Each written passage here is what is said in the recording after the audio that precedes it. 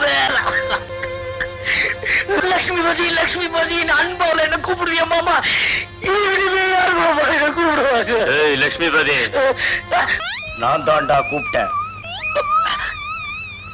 அடே மாமா, எல்லாரும் தாலிக்கு 3 முடிச்சு தான் போடுவாங்க.